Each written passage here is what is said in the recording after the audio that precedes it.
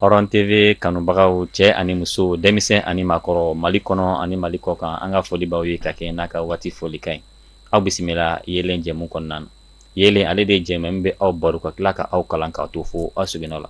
O de la yeelen bɛ ci bila mɔgɔw faamuyaliw ma walasa aw fana aw bɛ se ka faamuya sɔrɔ. An ka bi wulada in na an y'o kɛ baro kɛrɛnkɛrɛnnen ye k'a sigi an ka jamanakuntigi kɔrɔ n'o o ye Amadu Tumani Ture ye ka kɛɲɛ ni a banni san 1 ye donc o de la an ye baro sigi a kan walasa an ka se ka misaliya ta cogo min na dirigeant minnu bɛ jamana kɔnɔ ale ni minnu bɛ nali u bɛ se ka misaliya jumɛn sɔrɔ ATT ka mara min kɛra n'o ye jamana mara ye u bɛ se ka leçon jumɛn sɔrɔ o la. O de la an ye ci bila mɔgɔ 2 ma. Mɔgɔ fɔlɔ o ye Malik Konate n'ale ye kunnafoni dila ye. Malik i ni wula. Ba kunta ni wula an bɛ Hɔrɔn TV lajɛlikɛla bɛɛ lajɛlen fo maa b'a bɛ k'an lajɛ ni waati in na Mali kɔnɔ ani Mali kɔ kan ani ka i tɔɲɔgɔn baarakɛla k'u fana fo ka wuli ka jɔ n'u ka cɛsiri la. Malik Konate tɛmɛnen kɔ ka bɔ yen mɔgɔ 2nan ale ye ATT yɛrɛ baarakɛɲɔgɔnba ye n'ale b'a dɔn kosɛbɛ ni o ye Nuhum Togo homme politique ancien collaborateur de Amadu Tumani Ture. Monsieur Togo i ni wula. Kunta foli b'i ye lamɛnnikɛbaa bɛɛ lajɛlen bɛ bɛɛ don kiramanto la ni maa min b'an lamɛn yan ani kɔfɛ ka foli lase u ma ka dugawu kɛ jamana ye Ala ka jamana bɔ ni gɛlɛya in. Amina yarabi. Ayiwa an y'a fɔ a ye cogo min na kuma daminɛ na bi wulada in na an ka baro bɛna boli Amadu Tumani Ture kan. N'an ko Amadu Tumani Ture ale tun ye Mali mɔgɔ ye ni an b'a fɔ ma ko ye malien ye. A bangena le 4 novembre 1948 o kɛra Moti ni o ye Mali région dɔ ye. Sɔrɔdasi kun don wa commando parachute don. A ye jamana mara siɲɛ 2. Mara fɔlɔ o kɛra transition ye ni o kɛra mars 91 ka na bila juin 92 kalo 14 a y'o kɛ. O kɔfɛ a ye mara 2nan kɛ o kɛra élection senfɛ n'o ye kalata ye. O daminɛna juin 2002 ka na bila mars 2012 donc a ye san 9 ani kalo damadɔ kɛ dɔnni y'a jɛ san 10 na. O tɛmɛnen kɔ ka fɔ ye Ala ye Amadu Tumani Ture ka kalifa minɛ a la le 10 novembre 2020 o kɛra Istanbul ka si to san 72 la. ATT a ye baara caman kɛ Mali kɔnɔna na n'anw kamara dɔw bɛɛ la bi su bɛ ko ka an to a la. Sira dilan b'o la dɔgɔtɔrɔso dilan b'o la pont dilan b'o la fo ka taa se so dilan ma. An b'a daminɛ Malik Konate la an bɔra ka ATT ka dɔɔni ɲɛfɔ donc an bɛ e yɛrɛ ɲininka ATT ka mara minnu kɛra ni o y'a ka jamana mara ye e yɛrɛ ye souvenir jumɛn sɔrɔ ATT kan mun na e y'o souvenir retenir? Bon d'abord kunta i bɛ ka fɔ an ka kuma mɔgɔ mun kan an bɛ dugawu dɔn kɛ Ala ka hinɛ la. Amina Ka yarabi. yɔrɔ suma a y'an kɔ kiti min na Ala k'o nɔgɔya. Amin. A taara ka fɛn minnu to fana Ala ka barika don o la. Amin. A ye jamana in marako 2 komi i y'a fɔ cogoya min na. Fɔlɔ ta kɛra transition kɔnɔ n'o ye coup d'état kɔfɛ. 2nan ta kɛra o kɛra élection démocratiquement a nana fanga la ka se k'a ka mandat 2 o kɛ hali ni y'a sɔrɔ a ma 2nan laban. Ne bɛ se k'a fɔ ne ma transition a ka transition tan waati su mais n y'a ka san 10 ka daminɛ 2002 ka na bila fo waati min na coup d'état nana k'a la 2012 ka na bila o la mars 2012 n bɛ se k'a fɔ n ye jateminɛ min kɛ ATT ka fɛn na o de ye maa min tun gɛrɛlen don jamana kɔnɔdenw na. maa min tun don ɲɛmɔgɔ min tun don n t'a dɔn n b'a fɔ cogo min na furancɛ tun t'a ni jamana kɔnɔdenw cɛ. Ne hakili b'a la wagati dɔw tɛmɛna CICB la komi i ko k'a fɔ fɛn min ye marqué o kɔrɔ yɔrɔ de.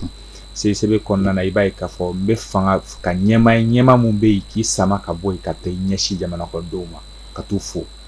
En même temps mun ye n tike ATT surtout Amadu Tumani Ture ka ko la a mana dɔnbaga ye yɔrɔ o yɔrɔ a bɛ to hakili la a tɔgɔ bɛ to hakili la a b'i ta i tɔgɔ ma karisa e de tɛ na a kɛra fama ye dɛ donc n y'o yɔrɔ min y'a la n ko ka kɛ fama ye fama mun bɛ yen n'i y'a sɔrɔ ala minnu fɛn filɛ nin ye tuma dɔ la an bɛ maa dɔ dɔn tellement que an t'u tɔgɔ dɔn an b'a fɔ ko ça va ko bɛ cogo di on fait semblant comme an b'a tigi dɔn mais i bɛ taa sɔrɔ an ɲinɛnen don a kɔ mais i kɛra mɔgɔ sugu o sugu ye ni ATT gɛrɛla ɲɔgɔn na tile 1 a ye présentation kɛ aw donna ɲɔgɔn na tile 1 tile 2nan a b'i ta i tɔgɔ ma san 1 ɲinan kɔfɛ san 5 ɲinan kɔfɛ a b'i ta i tɔgɔ ma donc ko o mana kɛ maa min ye kɔrɔ b'a jira a tigilamɔgɔ hakili bɛ fɛn dɔ la. 2nan fɛnɛ ye fɛn jumɛn ye o de ye maa min tun a bɛ jamana in dɔn i bɛ sigilen to ATT yɛrɛ kan n bɛ se ka fɔ ATT ka san 10 kɔnɔ anw caman bɛ yen nɔ an ye jamana Mali dugu caman ka se k'a tɔgɔ dɔn ATT tɔgɔ bolo n'ATT tun bɛ ka kuma télé la n'a bɛ ka Mali dugu cité e yɛrɛ b'i ɲininka nin bɛɛ bɛ Mali la wa donc kɔrɔ b'a jira a tun bɛ Mali dɔn mɔgɔ min tun don k'a daminɛ Mali kɔrɔnfɛ f'a tile yan fan ka taa Woroduguya ka taa fɛn a tun b'a bɛɛ lajɛlen a bɛ Mali dɔn wa a bɛ maliyɛndenw fana dɔn ani fɛnɛ n'o k'a bɛ maliyɛn denw dɔn a b'a dɔn k'a fɔ karisa minɛ cogo ye nin ye wa m'o minɛ cogo la parce que ɲɛmɔgɔ ka gɛlɛn dɛ ɲɛmɔgɔ ye fɛn min ye i bɛ taa sɔrɔ dɔw bɛ na o minɛ cogo i b'o minɛ o minɛ cogo la dɔw fɛnɛ b'o minɛ donc a tun y'o situation bɛɛ lajɛlen karisa minɛ cogo ye nin a b'o minɛ ten cogo la donc quelque sorte n bɛ se ka fɛn min fɔ dɔrɔn jamana ɲɛma tun don ani tɔw ma kɛ kelen ye ne bolo parce que maa min tun don a hakili tun dayɛlɛnnen don wa a tun bɛ kodɔn a tun bɛ diɲɛ fɛnɛ dɔ a bɛ Mali dɔn. Ayiwa président Togo ko ni tɛnɛni ye min fɔ Bama ɲɛko la a dɔn b'a la jɔnjɔn y'a fɔ e ni Amadu Tumani Ture a ye jɛn kɛ fo ka se san caman ma ayiwa n'an ko dakuruɲɛ dama dɔ la e bɛ souvenir jumɛn yɛrɛ tɛ ni ATT la. Maliki ye min fɔ d'abord n b'o bɛɛ sɛbɛntiya k'a fɔ a ye min fɔ nka donc o ye kuma tiɲɛ a ye min fɔ ça veut dire a ma fili foyi la nka taa a ye min fɔ o la n b'o la sɛbɛntiya fɔlɔ ka sɔrɔ ka tɛmɛ ni kuma ye parce que n'i k'i bɛ ATT fɔ ATT ye ala ka dan fɛn min don nka tɛ donc ani mɔgɔ caman tɛ kelen maa dɔw bɛ yen nka taa a bɛ fɔ kuma ko n'a kamaden a bɛ n'a kama de n'i y'a ka parcours lajɛ cogo min fo ka taa a bɛnkɛ nɔfɛ Sisoko n'o tanyana ala ka hinɛ la o kɛra k'a to a yɛrɛ bɛ Dakar gɛlɛya in kɔnɔna na n'o tun bɛ hippodrome na a ye kalan k'o bolo fo ka na ka militaire ka kanu ka don parce que o tun talen bɛ o sigilen tun bɛ Tombouctou n'i ye jateminɛ k'a kɔnɔna na d'abord école karamɔgɔ de tun don fɔlɔ a ye école karamɔgɔya de kɛ fɔlɔ après armée ka sɔrɔ ka diya a ye a ka taa armée kɔnɔna na mais n'i ye jateminɛ kɛ a ye formation min kɛ a bɛ fɔ comme formation commando risque de bɛ yen a bɛ risque ta mais jateminɛ kɛra k'a fɔ maa min don adamadenya kɔnɔna na mɔgɔ ka juru tɛ to a la ale ta bɛ to mɔgɔ la maa min don aussi a ma kɛ wari fɛ ça veut dire nafolo nka taa ale fɛ nka tɛ wari tɛ fɛn ye n'i tugula wari kɔ i bɛ sɔn fɛn bɛɛ ma donc a ye wari kɛ bɛɛ bɛ wari fɛ mais wari kɛcogo dɔ bɛ yen nka taa tɛ don o kɔnɔna na filanan ye min ye a tɛ mɔgɔ jigi tigɛ a tɛ mɔgɔ jigi tigɛ min don i kɛra cogo cogo i ye cɛkɔrɔba ye denmisɛnnin a b'i bonya président min don ka taa i bɛ baro k'a fɛ a b'a ɲɛkɔrɔ jigi a t'i le ɲɛ kan pour que ka se ka baro k'i fɛ ani n'i ye président tɔw ye n'olu ye ɲɛ kuru la dɔn i yɛrɛ bɛ yen ka taa i ɲɛ jigi a t'o kɛ mɔgɔ la maa min don a bɛ tulonkɛ kɛ bɛɛ fɛ n b'a ka exemple fila ta don dɔ a bɛ bɔ la Kuluba a nana maison de la presse yɔrɔ in na jeune dɔw bɛ sigi o bɛ te wuli a jigitɔla a nana dɔrɔn a y'a ka mobili gare nka ko te bɛ combien na o ko premier don a y'a jɔ nka tɛ donc a ye dɔɔni baro fɛ a ye to mobili kɔnɔ o nana ka te wuli o nana k'a ka te d'a ma a y'a ka te min a y'o bɛɛ fo nka tɛ donc a taara dɔ tun b'a cɛ la o taalen so dugu jɛlen ka taa o kɔrɔmuso ka na k'a bɛna a tɛgɛ d'a ma ko non k'a tɛgɛ tɛ d'a ma ko parce que ko président y'ale tɛgɛ minɛ k'ale ni président sigila ka baro kɛ o ko nkalon don o ye exemple fɔlɔ ye exemple filanan na an ka banaba bɛ maa min na n'o ye Jikɔrɔni a kɛra o terikɛ ye kosɛbɛ a kɛra olu terikɛ ye kosɛbɛ ATT de bɛ taa a b'a tɛgɛ di o tɛgɛ la ka d'a kan k'a dalen ma ɲɛ b'a kan basi bɛ bɔ o tɛgɛ la mais a b'a tɛgɛ don o ma nka tɛ k'a minɛ a tɛ ɲugu o la filanan ye min ye ATT taara yɔrɔ o yɔrɔ mission na n'i ye ji d'a ma nka hali ni i ye fura de kalan ka to o ye kungo ye mais a b'a minɛ a b'a min i t'o ye président foyi la ATT Mali dugu tɛ yen a kɛra EDK ni Musa Tarawele ka waati la Mali dugu tɛ yen o ma yɔrɔ min y'a la et il me disait toujours ni olu tun sigilen don olu bɛ sigi fɔ kɔfɛ fɛn o fɛn bɛ kɛ bloc note dɔ tun b'a bolo a b'a sɛbɛn a b'a bɛɛ sɛbɛn ATT livre kalan c'est pour cela ka donc a ka bibliothèque min dayɛlɛ la mɔgɔ caman b'a ɲini mɔgɔw ka taa lajɛ souvent a ye livre kalan a b'a résumé k'a kɔnɔ o livre ma page kelen fara ka bɔ a kɔnɔ livre bɛɛ bɛ bibliothèque la a ka bibliothèque kura min dayɛlɛ la maa min don aussi c'est que tulonkɛ ka d'a ye i y'a ye n ka taa i sinankunya ladiya cogo min ka taa donc Kulubali n ka taa n'a taara yɔrɔ o yɔrɔ ala ye don o don dan hali n'a b'a ka émission ba la n ka donc n'a bɛ Mali ko la a b'a daminɛ ni Kulubali ye fɔlɔ donc a ye sinankunya diya mɔgɔw bolo ka adamadenya diya et maa min don aussi a y'a fɔ an ye ka segin k'a fɔ an ye ko kɛlɛ min bɛ yen k'an kana taa kɛlɛ in na ko n'an taara kɛlɛ in na n'an donna la an bɛ san 20 san 30 k'a la an tɛ bɔ a la ko parce que an ni maa min bɛ kɛlɛ la an tɛ min dɔn c'est que kɛlɛ in juru ka ca an ma maa min don aussi a ye fɛn bɛɛ kɛ kɛlɛ in daminɛlen ka jamana o jamana n'o b'an laminimini a kumanaw bɛɛ fɛ k'an ka ɲɔgɔn sɔrɔ Bamakɔ an ka kuma kɛlɛ in na pour que kɛlɛ in ka se ka fɛn kɛ bɛɛ y'i b'a bolo bi an bɛ yɔrɔ min bɛɛ ɲɛ bɛ ko kɛcogo la mais min don cɛ duman don et que a bɛ jamana fɛ parce que maliyɛn bɛɛ hakili bɛ jigin a la i ye fɛn fila fɔ malien bɛɛ hakili bɛ jigin o la logement social ni tun ye dɔw ɲininka o tun b'o si kɛ ka ban o tɛ don o yɛrɛ halala so kɔnɔ a tɛ ka waati la don min so tun bɛ nana jɔ n'o ye logement social ye o y'a projet monté a taara n'a ye a ko je veux une maison en dalle a ka kɛ 2 chambres salon a kana tɛmɛ 7 millions kan technicien ko k'a tɛ se ka kɛ a ko k'a tɛ se ka kɛ ko k'a présenter ale la ale k'a lajɛ a tɛ se ka kɛ min na n ka e tɛ kan ka responsabilité min ta a b'a kan o taara y'a ɲini k'a lajɛ ciment sɔngɔ fer sɔngɔ dugumakolo a ko l'état donne état bɛ dugumakolo de ye dugumakolo ye état de ta ye nɛgɛ an ka exonération b'a la an b'a di ka bɔ a kan ciment an ka exonération b'a la an b'a bila ka dɔn a ko a y'a calculer a ma tɛmɛ 6 millions et quelques kan donc sensiblement égal à 7 millions so jɔra o de la k'a di o y'a sɔrɔ et puis i bɛ taa i bɛ logement sociaux na i y'a tɛmɛ di maa ma dɔw bɛ ban kɔnɔ o y'a sɔrɔ musokɔrɔba dɔw bɛ saribɔn feere mais aujourd'hui ko nana ka gɛlɛya y'a ye nka da logement social pour que i ka sɔrɔ f'i ka caution de déposer a n'a ka kɛ fɛn ye ani na bɔ ni min na kuma na pour que i ka se ka kuma de Malick ma AMO ko maa o maa n'i taara dɔgɔtɔrɔso la bi n'i y'i ka carte AMO bɔ i hakili bɛ jigin a tɛ la n'o tɛ maa tɛ se k'i yɛrɛ furakɛ Mali kɔnɔ armée tun y'i ban k'a tɛ taa la mais le commandement de l'armée o ye réunion kɛ k'a fɔ ko ni maa ma taa la i bɛ gɛn ka bɔ parce que n'i ma taa la n ka de bana b'i fa policiers de tun ko k'a tɛ taa la olu de ma yɔrɔ kari la policiers de tilala ka bɛn mais histoire kelen wɛrɛ fɔ police ko la k'a bɔ un jour en tant que politicien dɔ bɛ yen olu de kɛlɛ wuli k'a fɔ ko k'olu tɛ taa AMO ko in na mais ala nana ka kɛ a enregistrement papier tun b'a bolo a taara dɔgɔtɔrɔso la o don n ka to o y'a sɔrɔ n ka taa a den man kɛnɛ a yɛrɛ man kɛnɛ a muso man kɛnɛ o de la ka consultation kɛ n ka dɔn à peu près 65 000 67 000 cɛ y'a ɲininka ko est ce que ko AMO papier b'a bolo a ko k'ale ka kɔrɔlen kɔni k'a kan ka sɔrɔ a y'a bɔ n ka taa tilalen ka taa donc o y'ale n ka fura bɛɛ jɛlen a ma tɛmɛ 15 000 kan a yɛrɛ sigilen ka taa ka dugawu kɛ a tɛ ten a k'o don ka taa ale tun bɛ malo parce que a t'a dɔn a tun bɛ taa wari bɔ yɔrɔ min.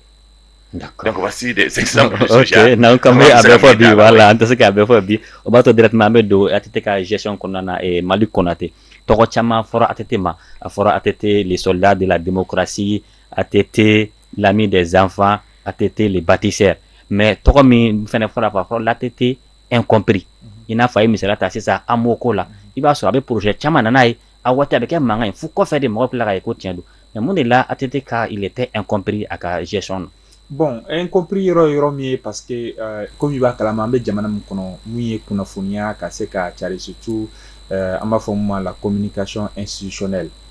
a mako bɛ ka se ka don ba la an fɛ yan jamana kɔnɔ ni ko ko bɛ kɛ i bɛ taa sɔrɔ a tɛ ɲɛfɔ jamanadenw ye a kan ka ɲɛfɔ cogoya min na ani fɛnɛ nafa ye fɛn min ye ka se k'o ɲɛfɔ jamana kɔnɔ a tɛ fɔ ten jamanadenw bɛ bali k'a ye de donc n'u balila k'a ye minnu bɛ n'i y'a sɔrɔ k'olu bɛ fanga jugu la n'olu fɛnɛ ye kumakan mun ta mɔgɔw b'o de kelen ta k'o bari a la donc o de kɛra sababu ye ni ATT ka fɛn caman bɛ yen nɔ daminɛ n'a gɛlɛyara mais taalen ɲɛfɛ maaw y'a faamuya cogo di minnu sɔnna k'u ɲɛtugun ka don a kɔnɔ donc olu y'a kɛ a kɛlen kɔfɛ olu ye nafa min sɔrɔ a la olu ka sɔrɔ ka tɔw informer ainsi de suite maaw ka sɔrɔ ka don a la donc o de kosɔn i b'a ye a ka projet caman bɛ yen nɔ maaw ma faamuyali sɔrɔ a la parce que communication institutionnelle tun bɛ yen nɔ o tun tɛ galama na kosɛbɛ o tun donnen don bɔgɔ la. D'accord mais e ye yɔrɔ dɔ fɛnɛ fɔ nin ye ko communication tun tɛ yen mais an y'a ye ATT tun ye laada dɔ sigi san o san a tun bɛ kunnafonidilaw wele u bɛ baro sigi kɛ mais o kunnafoni tun tɛ k'a fɔ k'o bɛ kuma ni ko communication institutionnelle n'o tɛ kelen ye o communication institutionnelle jumɛn misaliya la depuis ni logement sociaux ko la a y'a ŋaniya ta waati min na o ye kuma kan ne depuis la logement sociaux a baaraw kan ka cogo jumɛn a nafa ye jumɛn ye ni mɔgɔ min y'a ta ka ɲɛfɔli k'a kan de telle sorte que mɔgɔw ka adhérer projet la mais a tun bɛ baro sigi min kɛ o de ye san kɔnɔ ale ye baara jumɛn kɛ a ye nin kɛ a ye nin kɛ a ye nin voyage kɛ u ye nin hakɛya dayɛlɛ u ye nin kɛ o ye ka bilan de kɛ o ye ɲɛ mun kɛ ka tɛmɛ mais ka ɲɛfɔ mɔgɔw ɲɛna n bɛna mun kɛ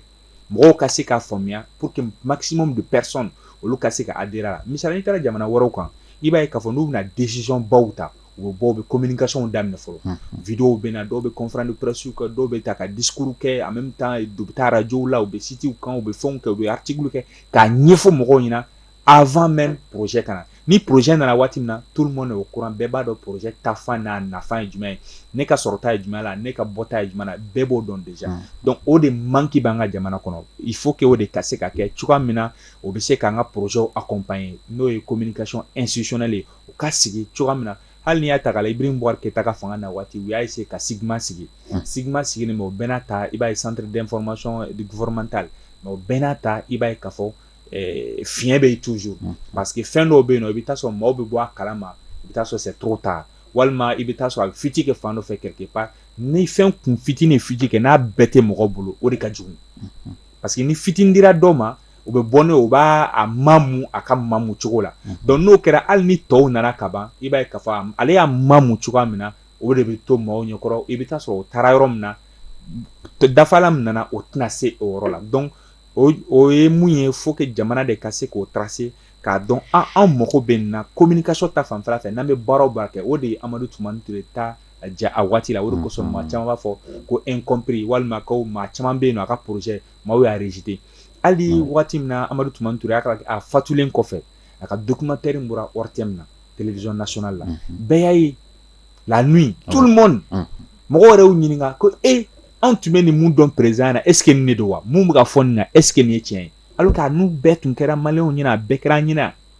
mais a don kɔfɛ o fɛnw bɔlen k'u bilanw fɔ ka fɛnw bɛɛ lajɛlen kɛ nin kɛra a tɛ ten fo dɔw yɛrɛ y'u ɲininka Niatire yɛrɛ ta bɔra Maliko la est-ce que président yɛrɛ bɛ mun ye fɛn kɛ dɔw yɛrɛ y'o question posé a don donc en même temps fo challenge yɛrɛ kɛra bɔlɔlɔ sanfɛlaw la ko maaw ka fɛnw citer président ye mun kɛ mais i b'a ye fɛn fɛn bɛ ka citer a tɛ ten fɛn fɛn bɛ ka citer a tɛ ten donc quelque part a ye fɛn kɛ mais communication n'o ye ka se ka ɲɛfɔli kɛ jamana kɔnɔ ka walawala kɛ o de y'a jɛ o de kɛra sababu ye a bɛ fɔ a ma ko incompris parce que mun ye ka se ka accompagner communication o de kɛra sababu ye d'accord ok an bɛ taa ɲɛfɛ nɔ président Togo o b'a to fana an bɛ ɲininkali sɛmɛ la i tun bɔra ka da don a kuma na sisan nɔ ni o ye crise min binna jamana kɔnɔ ATT yɛrɛ mɔgɔ caman ye a waati ko ATT yɛrɛ a bɛ fɔ a ma ko les soldats de la paix mais ka taa fɔ ko crise yɛrɛ wulila an yɛrɛ ka jamana kɔnɔ ko a ma se ka fura sɔrɔ la fo ka taa se musow yɛrɛ wulila waati dɔ la o taara se a ma o n'a ye baro sigi kɛ a ko kan e yɛrɛ bolo mun de nana ni o ko in i y'a ye o musow bɛɛ tilala ka nimisa ka tila ka yafa deli kɛ o don ni o bɛ to ka min fɔ ko n'i ye nugu jɔlen ka tɛ kala dɔ b'a kɔnɔ o conséquence de nana ni hakili b'a la 8 juin na a kumana musow fɛ k'a b'a dɔn ko min bɛ kɛ la k'u ka bɔ u ni ɲɔgɔn cɛ hakili b'a ye discours la a ko o discours yɛrɛ kɔnɔ ko dɔw bɛ yen k'o tɛ se ka fanga ta ko fo ka dɔn ko ka fanga bi fo ka coup d'état kɛ donc o bɛɛ tun dɔnlen don renseignement tun bɛɛ tun ma an bolo ne tun bɛ baara kɛ défense kɔnɔna na maa dɔw bɛ yen ka tɛ dɔn an ye fɛn bɛɛ sɔrɔ o kan ATT ye ne yɛrɛ wele k'a fɔ ka tɛ ko mɔgɔ kana mɔgɔw kunsigi kelen na journaliste dɔw bɛ yen ka tɛ dɔn ko ni an terikɛw don ni Konate yɛrɛ terikɛ don a bɛ se k'a ɲininka hors micro o y'a fɔ ko b'a faga ka tɛ dɔn ko ne yɛrɛ de jɔra n ka tɛ faga Mali la yan n'o bɛ baara kɛ radio ba dɔw la n yɛrɛ y'a wele ko désormais n ka fais attention parce que toi tu es le cible nka donc o b'i éliminer donc n'i ye jateminɛ kɛ ni bɛɛ la ça veut dire o bɛɛ tun ye ATT ka consigne k'a fɔ mɔgɔ dɔw bɛ yen ka tɛ mɔgɔ kana maga la démocratie ye démocratie de an tɛ sɔn o ma Mali kɛ fɛn dɔ fɔ Mali kɔnɔ gɛlɛya min bɛ yen ka tɛ la communication institutionnelle pose problème l'ensemble des régimes parce que le communicant même o ye ɲɛmaa yɛrɛ ye fɔlɔ i bɛ ministres bɛɛ ta i bɛ ɲɛmaaw bɛɛ ta ce n'est pas du tout des bons communicants ou ils refusent d'être des communicants. C'est-à-dire, or, quand on a une communication, même le service n'y a pas information. C'est le premier communicant. À la télé ou à la radio ou journaux ou le canal de communication qui va accompagner. Mais le premier communicant, c'est le premier responsable. Flana est mouillé Mali Konana. Tu trouves que dans toutes les grandes structures, il n'y a pas de brigade de communication. De communication, quand tu pas besoin de communication des quelqu'un. C'est important, hal n'a pas fait qu'au demain, tant qu'il n'y a pas de brigade de communication, au ministre doit y aller, directeur doit y aller, ou à communiquer là, quand on finit par la fenêtre. C'est ce qui fait que, or, tu vas vous même faire projet ou projet NIAD là, 16% du budget global, ou quand il y a communication de là pour expliquer, même bien là. Effectivement, il y a un sort construit. Parce que si tu es département bêta, département sac, chaque département, activité ou activité qui avait confié d'autres de là, bête quand il y a communication à ce niveau-là. Mais ma chute communication qui. Donc, fortement le texte de l'Otara, qu'il faut que le gouvernement Morokanga communication qui, information des journalistes pour que les journalistes soient balayés dans la communication. Donc, on a un il y a une question me posée dans la nauka. Qu'il faut Mousso en son temps, ou kera. Bara kera, parce que pour d'autres, o ye fɛn caman fɔ k'a da Amadu Tuma Ture kan n hakili b'a la n ka donc don min n ka ATT bɔra télé la k'a fɔ ko mɔgɔ ko minɛ tɛ yen Pujugu de ye chef d'état-major général des armées a ko Pujugu k'i filɛ nin k'i ye min bɛɛ demandé ko m'a d'i ma wa ko a ye min bɛɛ demandé ko m'a d'aw ma wa effectivement a ye min bɛɛ demandé en son temps tout a été donné mais o bɛɛ la gɛlɛya kɛra parce que min na gɛlɛya min tun bɛ kɛla cogo min olu de maaw ka anw dɛmɛ ka taa pour que kɛlɛ in ka se ka kɛ montage min yɛrɛ kɛra d'abord n ka taa kɛlɛ min kɛra Aglock fagali min kɛra n ka taa o de kɛra n ka taa donc fɛn ba ye n ka taa parce que mɔgɔw dara ka kan tigɛ ça a été filmé o tilala ka bila réseaux sociaux kan et que an terikɛ min kan k'an dɛmɛ parce que o y'a sɔrɔ n ka taa ATT kɛlɛli bolo dara ka ban parce que tubabu y'a ɲini fɛn fɔlɔ min ɲinina ko ATT k'a fɔ ko les Maliens qui sont là-bas n ka taa donc fɛn Kayikan ni fɛn ninnu ko farafinw ka segin ka na ATT ko non ne ma taa n'o ye sani ne kana ɲa sɔrɔ taara kɔnɔna na kuma tiɲɛ ye min ye a ko anw ma c'est que ninnu bɛ wari min yɛrɛ da anw ma pour l'économie nationale kɔfɛmɔgɔw nansaraw t'a di Union européenne t'a di et donc cogo jumɛn ninnu bɛ balo min kɛ Kayi n'i taara ekɔliso ɲuman olu de y'a jɔ dɔgɔtɔrɔso ɲuman olu de y'a jɔ olu de bɛ n ka taa coopérative yɛrɛ dɔ bɛ yen Kayi sɔgɔma o sɔgɔma i bɛ taa i ka ɲɔ de ta i bɛ taa i ka malo de ta duw la n ka taa donc en même temps euro bɛ dun yen comme i b'a fɔ ka taa tubabu jamana na a ko ni n segila ka na ni ninnu ye n bɛ n'o bila min ka taa parce que surtout olu o taara tunga na ka sɔrɔ n yɛrɛ t'a kalama Kayi mara bɛɛ tun y'o ye n'i taara hali bi Kayi i bɛ taa an ka togodaw la i bɛ taa sɔrɔ villa ɲɛnaman dɔw jɔlen don étage ɲɛnaman dɔw jɔlen don courant b'a kɔnɔ fɛn bɛɛ b'a kɔnɔ mais a bɛɛ bɔra extérieur de la ka na Kayi n'i taara kasiminɛ min bɛ sɔrɔ Kayi dugu kɔnɔ a tɛ sɔrɔ Bamako yan donc aujourd'hui c'est y'a ye n ka taa halisa a fɔra ko avion yɛrɛ bɛna jigin directement au bara ka bɔ directement Paris ka na o kɛlɛ daminɛna kɛlɛ filanan ye min ye a fɔra k'an ka Kadafi bila ni hakili b'a la n ka taa donc a kɛra mankanba ye fɔ Dakar président yɛrɛ n ka taa donc n'o ye o taara n ka taa donc fɔ dugu in na n ka taa donc ko Kadafi bɛna dugu min bombarder n ka taa n'o b'a fɔ a ma ko Tripoli tɛ dugu in tɔgɔ fɔ cogo jumɛn Benghazi donc kɛlɛ wulila n ka taa donc fɔ fɛn yɛrɛ taara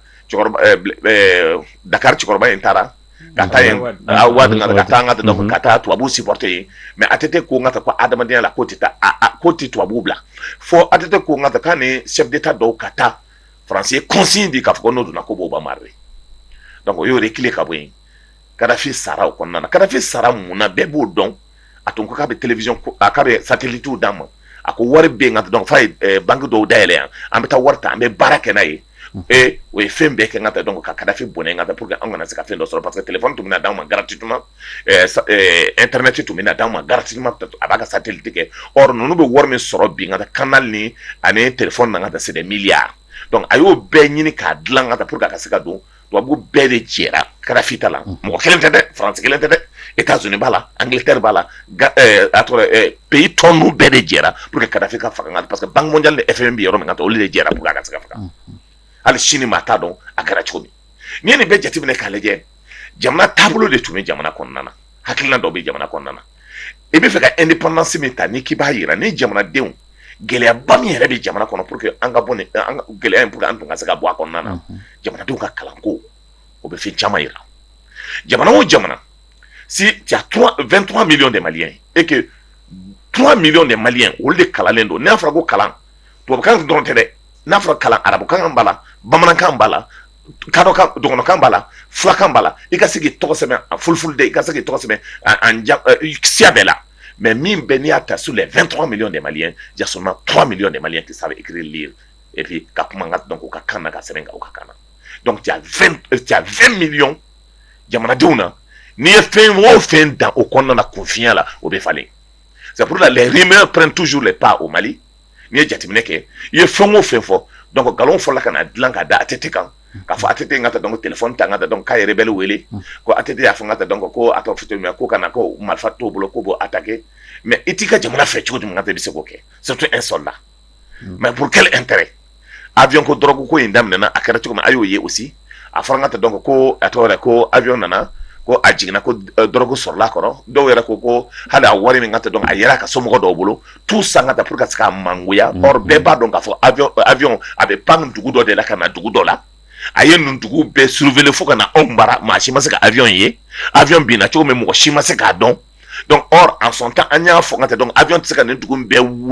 pan ka na bin comme kɔnɔ avion in ka tila k'a jeni ye k'a fɔ ko jamana caman t'a kalama n'i ye jamana jateminɛ k'a lajɛ an min bɛ frontière kɛ comme Algérie comme d'autres caman bɛ yen ka taa les généraux a chefs caman bɛ yen ka taa don vie drogue de la le monde est devenu un monde de business n'i b'a kɔnɔ cogoya dɔ la ka taa a gérer no cogo min n'i ma attention kɛ n'i ma don surugu kasi la o nɔfɛ o b'i ka maaya ban c'est ce qui s'est passé. Ok, donc o b'a yira k'a fɔ ko gɛlɛya caman wulila i n'a fɔ a y'a fɔ cogo min na maliyɛn minnu bɛ extérieur la o b'a la Kadhafi ka gɛlɛya fɛnɛ b'a la mais gɛlɛya dɔw fɛnɛ ye min ye mɔgɔ b'a tete accuser caman yɔrɔ caman na a sɔnna ka marifatigiw bisimilali min kɛ an ka jamana kɔnɔna na an bɛ e yɛrɛ ɲininka Mali Konate ka e yɛrɛ kun kɛ ATT nɔ la e kun bɛ nin ko in gestion kɛ cogo di. Ko in gestion ne ti k'a fɔ ko ka ne kɛ ATT place la ne t'a place la fɔlɔ bon n'i y'a fɔ ko ka ne bila place la peut-être que ne bɛ fɛn wɛrɛ ye place in na ani ne bɛ yɔrɔ min na sisan n t'o ye nka ne kɔni a wagati la ne bɛ se k'a fɔ ni ye ne bila place la mais n t'a dɔn mun kɔni mais ne kɔni t'a bila place la minnu bɛ don fɔlɔ o bɛɛ bɛ désarmer parce que n'i bɛ don jamana kɔnɔ i bɛ désarmer fɔlɔ armée républicaine de bɛ yen sɔrɔdasiw minnu bɛ yen o sɔrɔ Mali jamana ka sɔrɔdasiw de k'a fɔ maa wɛrɛw bɛ na n'aw bɛ sɔn ka don jamana kɔnɔ aw ye jamana kɔnɔdenw ye jamana ta aw bali aw ka don nka n'aw bɛ don aw ka maramafɛnw aw b'u bila kɛrɛfɛ donc ni ne tun b'a place la ne b'o de kɛ nka ale y'a kɛ kun mun kama k'u sɔn k'u ladon ale de bɛ se k'o expliquer parce que ale tun b'o poste la a ye fɛn min ye walima fɛn min fɔra in na walima a ye jateminɛ min kɛ ne t'o niveau la ko dɔn mais ne kɔni bɛ niveau min na komi sisan ni ne tun n'o o tɛ don ka maramafɛn t'u bolo donc n bɛ se k'o de fɔ. D'accord mais maintenant n bɛ se ka ɲininkali min tugu o fɛnɛ na o b'a fɔ ko an ka kɛlɛ in ju bɔra Libi de ko ka na Mali la yanni nɔ donc ni mɔgɔ caman ɲininka b'o kɛ mais Kunta n bɛna Libi cɛ kɛlɛ in ju bɔra ma bɔ Libi dɛ kɛlɛ in ju bɔra Faransi de. Ok kɛlɛ in ju ma bɔ Libi dɛ kɛlɛ in bɔra Faransi de Libi kɛlɛ bɔra yɔrɔ jumɛn Faransi tɛ wa donc jɔn de ye n'an ka fɔ kɛlɛ in ju bɔra Libi a ju ma bɔ Libi a bɔra Faransi de ka na congo Libi ka bɔ Libi ka sɔrɔ ka na don Mali la a dɔnnen don parce que ATT quelque part a kuntilan ni Faransi kuntilan tun tɛ kelen wagati dɔw la o kɛra sababu ye mun de bɛ se ka kɛ an bɛ se ka nin kɛ parce que ATT il était derrière Kadhafi il n'a même pas caché a terikɛ tunu et il a soutenu Kadhafi jusqu'à la dernière minute non à la dernière minute fo ka taa fɔ waati n'a sara ala salen kɔfɛ il est resté toujours fidèle donc k'a fɔ ko kɛlɛ in jubaju bɔra Libi o bɛɛ kuma wɛrɛ de kɛlɛ in ma bɔ fan si kɛlɛ in bɔra Élysée kɔnɔ Nicolas Sarkozy a monté son coup il est venu a nana Libi a tilara Libi la a nana cun anw fɛ yan Mali kɔnɔ o kɔlɔlɔ kelen taara n'a ye o y'a to ale ma mandat d'accord donc k'a fɔ k'o kuma jɛya an kana taa k'o kuma dɔw k'a fɔ kɛlɛ in bɔra kɛlɛ in ma bɔ Libi kɛlɛ in montera Nicolas Sarkozy fɛ ka se ale bolo n'ale nin kɛ parce que Kadhafi y'ale dɛmɛ a ka yɛlɛ sanfɛ a ka kɛ président ye donc ale bolo n'ale ye nin kɛ sisan ale bɛ se ka président mandat filanan sɔrɔ donc a ka fɔ k'ale cɛkunnen bɛ a Libi ta ɲɛnabɔ a tɛna ko to a nini sigi Mali kɔnɔ a y'o fɛn parce que Mali fɛnɛ na centre méridien de bɛ Mali la n'an b'a fɔ cogo min na minnu b'a kalan géographie kɔnɔna na depuis fondamental la i b'o mun kalan nin ye o kelen de bɛ yen diɲɛma bɛ boliboli la o de nɔfɛ diɲɛ fɛn bɛɛ bɛ boliboli la bibi na o si tɛ ka na ko Mali ka intérêt dɛ u bɛɛ ɲamɛ o yɔrɔ la o bɛɛ ka intérêt o kelen nin donc c'est à nous maintenant de voir anw bɛ se ka mun de kɛ stratégiquement géostratégiquement anw bɛ se ka mun de kɛ cogo min na an ka Mali bɛ se ka kumabɔ ka nafa sɔrɔ kɔnɔna na donc anw kan k'o de tracer ka se k'o ɲɛɲini en même temps ka tila ka n ka tuguni k'o fɔ Kadhafi ka nali k'a fɔ ninnu ka bɔ Libi o ye jamana joli traverser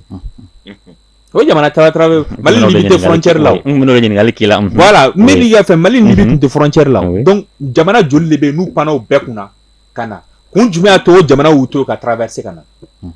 c'est pour ça que n y'o de fɔ n ko ne tun bɛ a place la u tɛ don ni marifa ye mais i bɛ taa sɔrɔ ATT ye fɛn wɛrɛ ye ne ma mun ye parce que ale tun bɛ fanga la waati a tigɛ de tun b'a kɔnɔ parce que ni janfa la o de kosɔn a bɛ fɔ dɛ ni janfa la bɛnn'i kama a ka gɛlɛn dɛ i k'i bɔ a kɔnɔ dɛ donc ni min farati ko bɛ ko la i b'a k'i b'o fɛnɛ kɛ a tɔ bɛɛ lajɛlen na e yɛrɛ tɛ bilen dɛ i ka jamana bɛ firi c'est pour ça n'u tɔgɔ i da don kuma dɔ la k'a fɔ ko i ta kɛ wagati a y'a ye o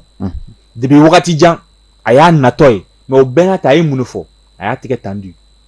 a ye n'an ka sigi ka kuma hali don min na coup d'état kɛra don min na yɛrɛ o sɔgɔmada joona fɛ a ye mɔgɔ de bila ka taa discussion na o ni maa dɔ a tɛ discuter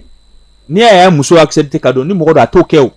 mɔgɔ joli bɛ yen bi min na mun y'u ban o kɛ ka tila gazi cura u seginna ka taa ko ma ban wa mais il a accepté parce que pour lui n'i y'a ye nin bɛ ka mankan ci fɛn dɔ de b'a kɔnɔ o fɛn mun b'a kɔnɔ i bɛ taa sɔrɔ a ma faamuyali dɔ de sɔrɔ a don na ni muso ye ɲɔgɔn don min na mɔgɔ caman ko non a tun man ka muso rencontrer mais ni muso ka rencontre kɔfɛ muso ye mun fɔ olu tun ma fɛn caman faamu mais u y'a faamu ATT ka idée tun ye fɛn min ye o de ye e bɛ ka mankan ci fɛn min na dɛ i bɛ taa sɔrɔ e m'a faamuya de donc lui essaie d'expliquer ale b'a expliquer k'a ɲɛfɔ ɲɛna de e bɛ se ka faamuya cogoya min na donc c'est à toi maintenant à la fin i bɛ taa sɔrɔ wagati kɔnɔ maa caman y'a traité ATT est complice des rebelles il a fait ceci il a fait cela a ye marifa minɛ an ka sɔrɔsiw la ordre tɛ ka di a kɛra tan an y'a ye coup d'état kɔfɛ o ATT tun tɛ yen bilen jɔn ma ordre di jɔn ma marifa bila ka taga jɔn ye rebelle wele donc c'est pour cela que même aujourd'hui la même chose la situation se pose la même chose an bɛ k'a fɔ dɔw ye nin ye dɔw ye nin ye an bɛ t'o la waati min na dɔw ye nin ye dɔw ye nin ye jugu bɛ labɛn na c'est comme ça n'i y'a ye Mali binna o dɔrɔn de don anw bɛ k'a fɔ dɔw bɛ k'a fɔ waati min na ATT ye Mali jugu ye ATT ni rebelle tigɛ bɛ ɲɔgɔn bɛ ATT ye nin ye jugu bɛ labɛn na anw ɲinɛnen jugu kɔ i bɛ taa sɔrɔ ATT hakili bɛ jugu la a hakili bɛ nin fɛnɛ pression b'a kan donc finalement a bɛ kɛ cogo di ni pression b'a kan a taara o pression senfɛ jugu y'u sago sɔrɔ Mali kan an b'o kɔlɔlɔ de kɔnɔ caman yɛrɛ ko k'a ye kɛlɛ in wuli de pour que a bɛ se k'i yɛrɛ to fanga la bon a ye kɛlɛ in wuli n'a ye kɛlɛ in wuli pour que a to fanga la kɛlɛ in yɛrɛ a dajara joona donc mɔgɔw kan k'o de faamuya k'a fɔ fɛn dɔw bɛ yen nɔ fanga la i b'a ye kuma dɔ la mais i bɛ taa sɔrɔ ni e mun t'a la dɛ e ɲɛ t'o la o mais ale ɲɛ b'o de la o de kosɔn a y'o de fɔ ko lui il a fait la guerre a bɛ kɛlɛ dɔn a ye kɛlɛ kalan kɛ a ma da kalan dɔrɔn ma mais a ye kɛlɛ fɛnɛ kɛ en même temps kɛlɛ kɛlɛ fɛnɛ dɔrɔn tɛ dɛ a ye kɛlɛ ban fɛnɛ kɛ donc k'a kalan kɛ k'a kɛ c'est à dire ka kalan kɛ k'a lawale kɛ ka tila k'a labanni fɛnɛ kɛ donc a ye nin bɛɛ lajɛlen k'a bɛ nin bɛɛ lajɛlen dɔn o ɲuman min a ye mun ɲini maliyɛnw fɛ an ka sigi ka fɔ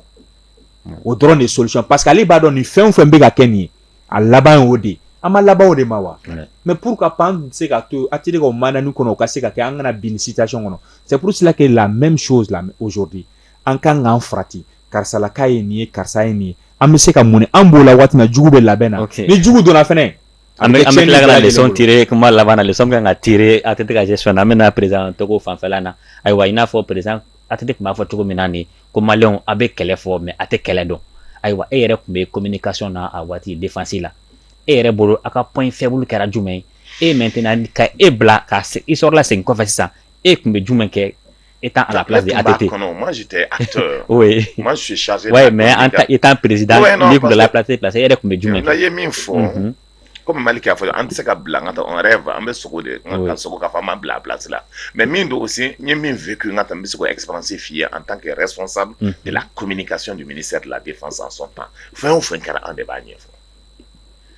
mais Mali ye fɛn dɔ fɔ effectivement a ka conclure a ka analyse laban na a yɛrɛ ye réponse dɔ di parce que Malik ninnu donnen ka bɔ Libye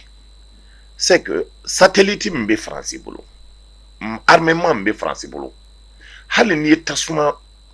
don yɔrɔ dɔ la ka sigi k'a fɔ k'i bɛ lɔgɔ kɛ k'i yɛrɛ ja désert kɔnɔ parce que sumaya bɛ yen les satellites les drones ka to b'i filmer ka to donc ça veut dire adamaden n'i bɛ fɛn o fɛn hali ni bagan bolila o b'a ye hali ni a tɔgɔ ni micro binna o b'a ye a kɔnɔna na à travers donc les satellites n'a balayé la donc tout ce qui se passe le mouvement et tout mais nous bɔra de nga parce que déjà contrat fɔlɔ min kɛra u n'u ni ɲɔgɔn cɛ vous laissez nga donc la maa min tun bɛ Kadhafi protéger la a tilankɛ bɛɛ tun ye Malien ni pays jamana wɛrɛ mɔgɔw ye surtout olu de tun b'a protéger on les a dit a bɛ yen bila parce que n t'a dɔn n'i y'u ka interview kalan yan olu yɛrɛ y'a kuma fɔ rebelle ɲɛmaaw y'a fɔ donc vous laissez Kadhafi on va vous installer au Mali alors donc o ye Kadhafi bila Kadhafi fagalen hali sini Kadhafi ka fagali ko a bɛ poser n ka comme question a fagala condition min na maa si t'a dɔn ma o kɔni y'a ye jama de bolo or nka donc c'est comme Irak nka donc o taara cɛ labɔ tutu dingɛ na cogo min ka tila ka seliba don ka tila ka pendu devant tout le monde an y'a ye Saddam États-Unis y'a kɛ cogo min alors donc tout ça c'était le problème d'intérêt en son temps si on ouvre un peu la parenthèse o y'a fɔ n ka ko arme destruction massive de tun bɛ Irak président de bolo mais après donc tout le monde a su que tout est faux c'est tout simplement des problèmes de règlement de compte Kadhafi ta n'i y'a jateminɛ ani kuma fɔli man ɲi c'est que musoko kɛlɛ de tun b'a ani président Sarkozy ni ɲɔgɔn cɛ parce que k'a muso bilala ka taa fɛn dɔ tɛmɛna o ni ɲɔgɔn cɛ il fallait régler les comptes ani fɛn caman wɛrɛ tun b'o ni ɲɔgɔn cɛ et donc o ye couverture kɛ après y'a ye n ka États-Unis président fɛn Allemagne n ka taa olu bɛɛ ko k'o regretté la pourquoi ngata donc Nicolas Sarkozy supporter ni koina pour que ngata Afrique a ce problème sera aujourd'hui et il y a aussi ngata Russie nyama atlala ka bo ka fo ngata kuna na ka se ka tienro dola akonga donc présent le ministre des affaires étrangères français oui aller wele ka fo ngata koko deme pour que nord ko ka se ka gérer kala yele la au vidéo bi internet kan abeya ngata kuma mi foro kon nana au débat ira ka fo ça de barantou labelendo au kana mala mais Malik nous avons 8000 km donc au nord du Mali les frontières nous les mais moi be do nord kon nana si tu as eu la chance tu es parti donc dans le désert tu sais très bien qu'a fait c'est qu'a vécu 3 mois à kono mota do kibe nord kon nana ça dit mota do kibe ça dit on a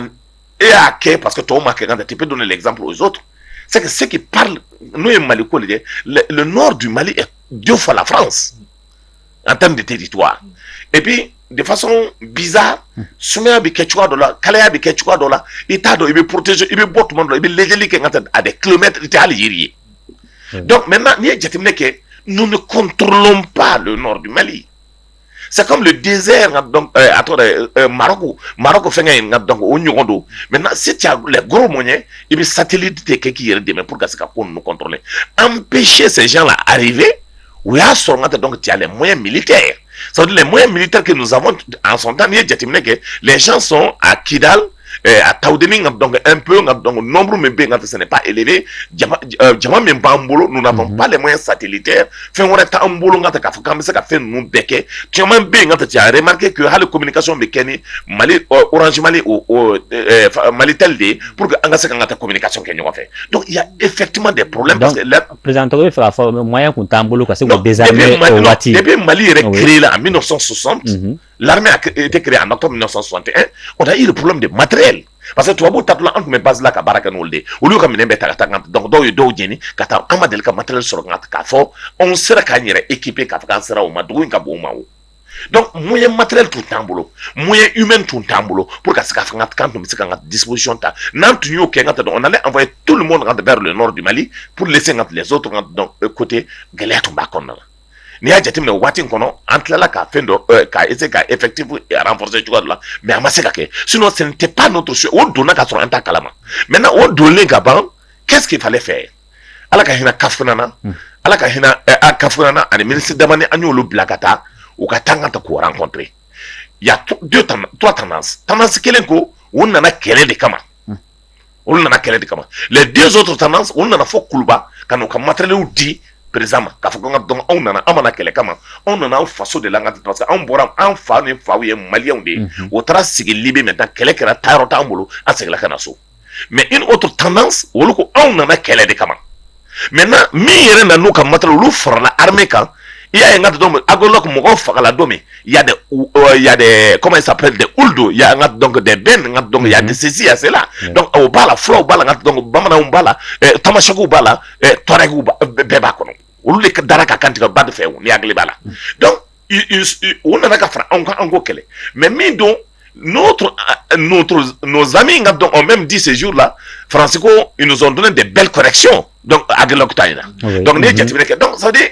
ko tunga gela ambulo ni mo ma famia o hakla ko anya antu me se ka protéger li ke antize ni demi ko kapita ka konyo so kapita chebara e fembe ke ka delicate ta mais ko mi do de ka ni tara ala ka ngata donc frunya ibolo donc o de kera on tala sinon ka foko on a voulu ngata non on n'a pas voulu oui mais on allait que juma si ça non là dans ces cas comme aya non aya antize ngata donc anya min ke entre rencontrer ka discuter fait. Et je me souviens, on a donné 5 millions donc, au gouverneur de Tombouctou, 5 millions au gouverneur de Gao et 5 millions au gouverneur de Kidal. Au cas demain, Tamoro, Aningat donc, c'est le Daga, au coup, Sangata pour que au moins, même Bisson, au cas installé. Mais Tau, au moment où ils ont pris position, oui, qu'elle est damnée. Et donc, il y a eu des soutiens. Oui, il y a un soutien Minkera, c'est que nous avons dans l'histoire en 2000. Algérie donc les fils ont gagné les élections l'armée algérienne ont refusé donc fils on les a donc combattus au Gabon au fils Nana Dawa ne fait installé à partir de 2000 au nord du Mali nous faut la ka wajuluke nous faut la ka fendoke faut ni hakil balasan ibeka kabin o mission no blakata des députés kata ɲininkali kɛ ngata donc à quand ils se sont installés jateminɛ kɛra k'a fɔ c'est en 2000 qu'ils se sont installés alpha ko non ngata ko tɛ sa anw ma k'an k'o to yen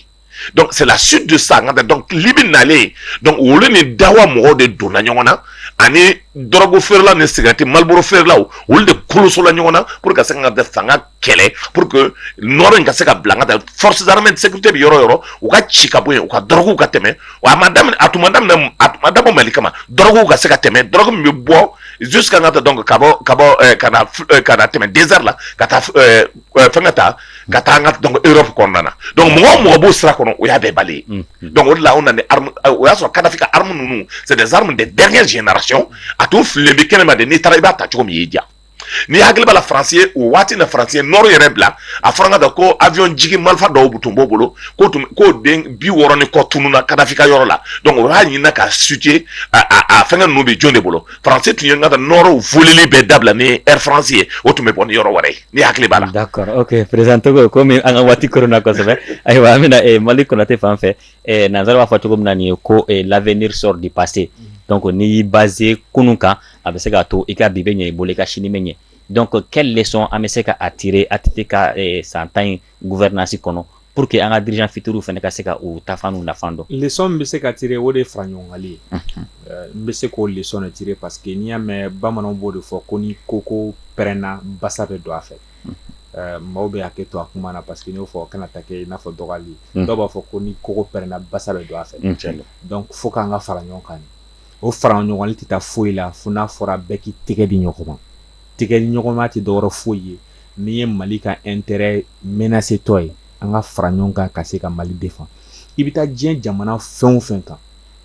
diɲɛ jamana fɛn o fɛn an bɛ ka bibi na an ka misaliya ta comme Faransi de y'an coloniser an ka misaliya ta Faransi kan ni bin kɛra Faransi kan i bɛ Faransi politicien bɛɛ ye même langage kuma kelen la défense de la République ou la République ils vont défendre la République maintenant après la défense de la République ou ka kɛra à l'interne ou dama politique voilà ou ka kɛlɛ politique kɛlɛ m'u dama ɲɔgɔn cɛ u bɛɛ sɔrɔ k'o kɛ donc o de b'an anw jɛ Mali kɔnɔ wa ne b'o leçon de tirer ATT ka fɛn na parce que ATT la fɛn o fɛn kɛra a bɛ fara ɲɔgɔn de fɔ opposant fo mɔgɔ wɛrɛ tun ko opposant tɛ Mali la parce que il a dit tout simplement aw bɛ ka fɛn fɛn fɔ o tiɲɛ mais a ye n'an ka baara kɛ ɲɔgɔn fɛ Mali bɛ se ka kɛ e bɛ se mun na e k'o kɛ ne bɛ se mun na o k'o kɛ ninnu bɛ se mun na o k'o kɛ mais o tɛ taa fo an ka fara ɲɔgɔn kan bɛɛ k'i ta kɛ ye o ka fara ɲɔgɔn kan comme ça jamana bɛ se ka fɛ donc ne b'o leçon de tirer o leçon ye min ye ka fara ɲɔgɔn kan tant que n'an ma fara ɲɔgɔn kan an bɛ to farali la an yɛrɛ dama ɲɔgɔn cɛ karisa ye nin karisa ye nin karisa ni karisa ye nin jugu bɛ don ni jugu donna a b'a sago sɔrɔ a kan ka mun kɛ a b'o kɛ n'a y'a ka ta a bɛ to nin a bɛ dɔ sama ka bɔ yan fɛ ka dɔ sama ka bɔ yan fɛ a b'o aw fila bɛɛ bɛ affaibli ale bɛ renforcer n'ale renforcer ale b'a sago sɔrɔ donc ne bɛ leçon min ta kuma laban na ka bɔ o de ye fara ɲɔgɔn kan. Oui, mais maintenant i bɛ ka fara ɲɔgɔn kan min fɛnɛ fɔ nin chaque fois an b'a fɔ ko an ka essayer ka fara ɲɔgɔn kan an y'a ye ko k'a fɔ ye damu ye an ye dialogue national inclusif kɛ yan dɔw ko ko non k'olu taara fɛn bɛɛ kɛra dɔw wɛrɛ nana dɔw ko mais fara ɲɔgɔn kan voilà a bɛ kɛ condition jumɛn an bɛ fɛ i b'o de ɲɛfɔ an ye sisan. O fara ɲɔgɔngali fɛn fɛn kɛ nin o bɛɛ ye politique fara ɲɔgɔngali de ye parce que n'i ma ɲɛ i bɛ fara ɲɔgɔngali kɛ o de sɔn ne b'o fɔ n ko fara ɲɔgɔngali faut que ça soit sincère et franc. I ye maa wele fara ɲɔgɔngali ye jumɛn ye ne ye wele ne b'a dɔn ne ni e kunkololata tɛ kelen ye mais n b'i wele ka na an bɛna sigi ka kuma de bɔ karisa nin de bɛ yen an b'a kɛ cogo di e hakilinata ye jumɛn e b'i hakilinata fɔ ne bɛ hakilinata fɔ an bɛ échange de kɛ o hakilinata bɛɛ b'an b'a fara ɲɔgɔn kan dɔɔni dɔɔni n'an bɛnna mun kan hali n'i y'a sɔrɔ e ma sɔn ne ta dɔn ma ne fana ma sɔn e ta dɔn mais n'an bɛnna mun kan an bɛ taa o ta sira fɛ mais fara ɲɔgɔngali tɛ se ka kɛ dɔrɔn ne ye dɔrɔn bɔn karisa ne bɛna assise organiser walima karisa n bɛna conférence organiser bon a ye na a ka sigi ka conférence la non ne fana b'a fɔ n tɛ taa o parce que hakilina bɛ ne fana na i bɛ n wele de fara ɲɔgɔngali an b'a daminɛ ɲɔgɔn fɛ de fɔlɔ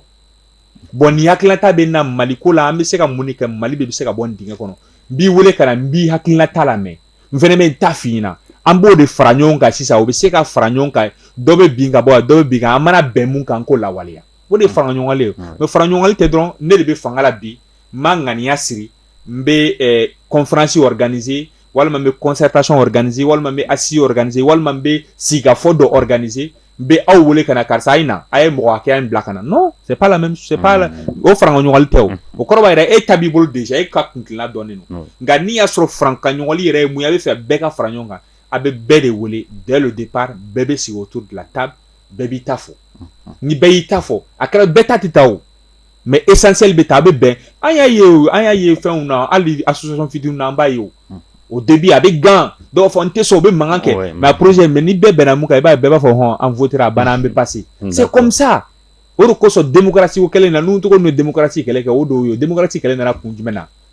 an bɛ kɛlɛ kɛ ka kɛlɛ kɛ i b'i ka hakilinata kɛlɛ kɛ a b'a fɔ n'aw bɛnna mun kan ni jama bɛnna mun kan a bɛ taa o ta sira fɛ bɛɛ bɛ tugu a nɔfɛ hali maa min ma sɔn i bɛ tugu a nɔfɛ o de ye démocratie o mais démocratie de ne bɛ n ta fɔ dɔrɔn bon n b'aw wele ka na a ye mɔgɔ 2 bila ka na an ka kɛ o tɛ fara ɲɔgɔnlen de bolo o ye mun ye dɔrɔn karisa a ye na an ka fɛn tɔ dafa. D'accord, ok président Togo ayiwa ko ATT jalaki caman taara ka ATT sɛgɛrɛ mais an y'a ye halisa 2021 o problème kelenw bɛ yen e yɛrɛ bɛ se ka leçon jumɛn tirer ATT ka gouvernance la pour que ka se ka kɛ misaliya ye dirigeant minnu b'an bolo nin waati in na. Fɛn damani bɛ yen nka il faut préserver parce que jamana bɛ se ka ne n'ale ka baro la a bɛ to ka kuma dɔ fɔ n ye ko nu i b'a dɔn k'a fɔ mun de la mɔgɔ tɛ fɛ ka fanga bila parce que n'o ye fanga bila finalement ils vont dans l'insécurité parce que n'o ye fanga kɛ gɛlɛya min bɛ fanga kɔnɔna na o ye dɔw tɔɲɔ n'o bɔra rien ne les protège donc o kama o tɛ fanga bila a ko n'i ye consensus in jateminɛ ne nana hakilina min na bɛɛ da ka don a la ça veut dire département bɛ di bɛɛ ma selon leurs compétences bɛɛ bɛ se min na i b'a kɛ pour que baara ka se ka kɛ et que an ka kɛlɛ ma da ka fɛn bɛɛ kɛ pour que gɛlɛya kana se ka kɛ a ka slogan ye min ye retrouvons ce qui nous unit le Mali parce que gɛlɛya bɛɛ bɛ kɛ la parce que hali lahara ka hali kuranɛ kɔnɔ n'i taara lahara i bɛ ɲininka i ye mun de k'i ka o ye min fɔ an ye kuranɛ kɔnɔ i ye mun de k'i ka jamana ye i bɛ ɲininka a kɔnɔna n'o ye tiɲɛ nka donc les Maliens doivent savoir aujourd'hui il y a des problèmes de min bɛ yen bi problème de sentiment personnel de bɛ yen orgueil nin y'an ka fanga tiɲɛ an yɛrɛ tɛ sɔn ninnu ta la or n'i ye jateminɛ kɛ aw min yɛrɛ bɛɛ bɛ yen n'i ye jamana in jateminɛ k'a lajɛ souvent maaw leçon tɛ di maaw ma saya in tɛ su da i bɛ maaba dɔw ye nka i ni u bɛ kuma bi sini sɔgɔma i b'a sɔrɔ ko sara programme bɛ ala dɔrɔn de bolo programme tɛ maa si bolo si les gens comprennent ça ka Mali bila nka devant tout ça k'a lajɛ k'a fɔ ma fisa ni tɔw ye n ye circonstance dɔ de sɔrɔ nka min b'a to ne bɛ se ka kuma jamanadenw ɲɛna anw min ye situation min sɔrɔ an bɛ kuma parce que bi an bɛ kuma na ni bi n'i ye nord lajɛ fɛn min bɛ kɛ la bi malo bɛ jɛn na cogo min ka donc o centre nka mɔgɔw bɛ faga la cogo min denmisɛnninw bɛ faga la cogo min ka donc k'a sɔrɔ dɔw bɛ yen o tɛ président tɔgɔ dɔn o t'a dɔn président ye jumɛn o tɛ maliko yɛrɛ dɔn o tɛ vert jaune rouge dɔn o tɛ foyi nka donc o bɛ taa la nka u ka sugu la dɔw bɛ taa la nka donc u ka sɛnɛkɛ fɛnkɛ la bombe bɛ wuli ni o bɛ sa kɛlɛ bɛ conséquence ye bi an b'o position na bi aujourd'hui hali min bɛ kɛlɛ kɛ olu t'a dɔn o bɛ kɛlɛ mun de kama donc min don parce que n ye min f'i ye n ka donc kalanbaliya caman in b'a la avec les 20 millions de Maliens bi an kan ka min kɛ Maliens k'a dɔn k'a fɔ ni e ye chance sɔrɔ ka kɛ ministre siɲɛ kelen e ma fisa ni Malien den tɔw ye e kan k'a dɔn k'a fɔ normal e kan ka taa kɔfɛ dɔ wɛrɛ ka na ni e bɛ to tɔw cɛ la il faut que i expérience min sɔrɔ i kan ka se ka tɔw dege a la n taara mission dɔ la sini n ka que je te répète encore n ye ministre de la défense ɲininka n k'a ma il y a 30 ans aw ka jamana an bɛ mɔgɔ ye bafulafinman b'o kunna nɛgɛso b'o kunna o bɛ nɛgɛso kɔnɔ o nɛgɛso kan mais aw y'aw développer cogo di a ko ne ma dɔgɔ fɛn wɛrɛ tɛ an y'anw denw de bila ka taa duniya école-baw la o nalen ka to o ye baara kɛ o ye Chine développer kɔsa in na kɛlɛ min bɛ yen bi n ka donc avec Covid Chine taara ni conteneur o conteneur bɛ dunuya latigɛ o taa ni conteneur bɛɛ ye Chine bi États-Unis bɛ bolila o nɔfɛ conteneur nɔfɛ jamana tɔw bɛ bolila o nɔfɛ conteneur nɔfɛ dollar min bɛ yen nka donc ils ont au moins 80% de dollars pour ne pas dire 70 à 80% de dollars en termes de liquidité Chine États-Unis ka wari donc o bɛɛ ye kalan nɔ don hakilina de nɔ don bi Maliens kan ka min dɔn an ka fɛn bɛɛ kɛ an ka bɛn kalan ka kɛ jamanadenw ka kalan dans tous les domaines dans tous les domaines an ka fɛn bɛɛ kɛ aussi an k'a dɔn k'a fɔ se bɛ Ala subahana wa taala de e kɛ sa fiyɛntɔ bɛ balo kungo kɔnɔ bɛɛ da kan bɛ Ala de bolo maa si tɛ se ka maa kɛ fɛn ye n'an y'o faamuya kɔnɔna na an bɛ ramoli dɔɔni an bɛ sigi an b'a yɛrɛ lajɛ miroir la k'a lajɛ k'a fɔ adamaden waatinin de b'i bolo i kan ka baara k'o de kɔnɔna na n'a tun bɛ n'a tun y'a miiri k'a fɔ k'a bɛ taa sisan e ka les générations tuma dɔ denmisɛnninw panna ka wuli ko non il faut changer des générations il faut changer des générations Ala de bɛ génération changer a yɛrɛ ye et regarde c'est la fin de Amadou Toumani Touré, de Soumaïla Cissé, Mariam Kadama est parti, Baba Diarra Ofleneko Tafonye, il est parti, beaucoup d'autres sont en train de se... Ces générations-là, à Bébétala Nyogo fait.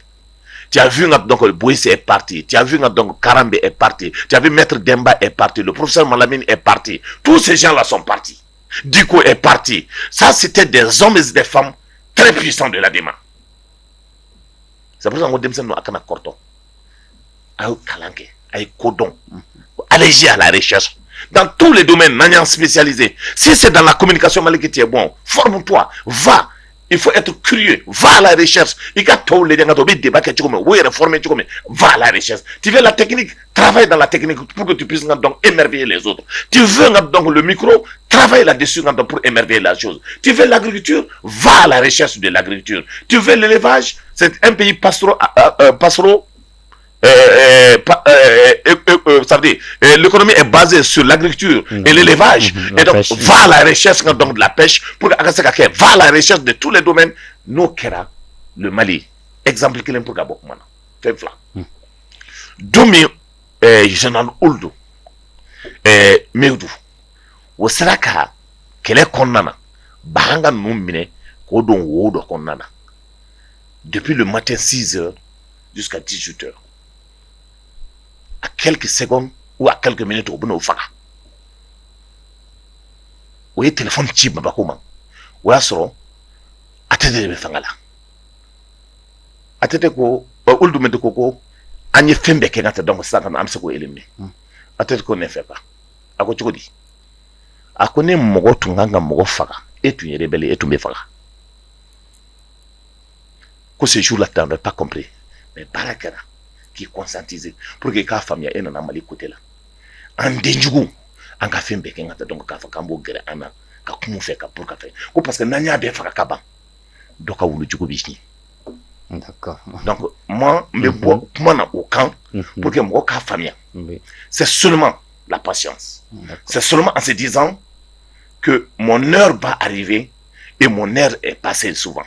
dans mon famille parce que dem se nous cortolendo bi ko be chorba o nyoni kaboy dem so nous cortolendo ko mali ka tagbo anga placer ta mais ala de be placer di mo. D'accord. Ni on comprend ça, on va très vite et je profite de l'occasion pour le rendre hommage. D'accord, OK, ambe foliga labando ka de mo kan labando. labando. Ko ni be mu ke trambe do do ne ke anga mamu fatura alaka hinu belajele na. Amina ya rabbi. Ku fara islam furu kan. Amina ya rabbi. Ku fara ke ardina tu firdaus to mbaw yi. Amu fene bi alaka renya kan tandon ko. Amina. Anga mamu fene be kele ke dala alaka sebaga duma kam mali kuma bo kam mali boni ke la ko no kam leon kambe. Amina. C'est un peu foliga laba. Ka foli ke ngata ka do da bela jele et puis ka ya fadeli aussi ngata bela jele fait parce que tu la très wati ko de ngata ame kuma info ba so ati dia do wi. Am ya fadeli ngata bela jele fait et puis la vie elle est courte. OK. Ala ka sababu manke bay. Amina ya rabbi. Ambe do ba min ke ngata parce que ma do be peut-être antikele molula. Ka America po ngata donc ulti foyi. Mais ala fe ngata donc ala ka mo nyana ma do be no kaslabi. Do makulu be nguna. Amba nyino ulufe. O ka ke comme ala ko deli de kada anga ale deli o de kada le ala ambi deli ka ke ala kama ala ika de ke yere kama ika hina ona pour que jamana mbakasi. Amina ya rabbi. Aywa ambe awere fo horon TV to la ka foli kandi awma ambe ala me bawla do na yi bi boke boru kengere ne ka sigi atitika jamana maraka wala sa be se ka ke misali ay chugo mina anga dirigeant mun be jamana kono ale ni mun na to la do ambe foli di anga équipe technique ma komi moko era fatugo na loisir 50 ko o respecter la foka teme on fait no énergie be muso de be no o ki afane Alimatu Diallo Fatmata Jagete donc foli du bela jelema ka laban fane ka do ke atete ala ka dawro nema ala ka farasla mesuka ala ka ke kiraski nyoye ardina ko nana amba laban do ke anga jamana fene ala ka mali lakana ala ka beni kliya sabati mali kono wassalam.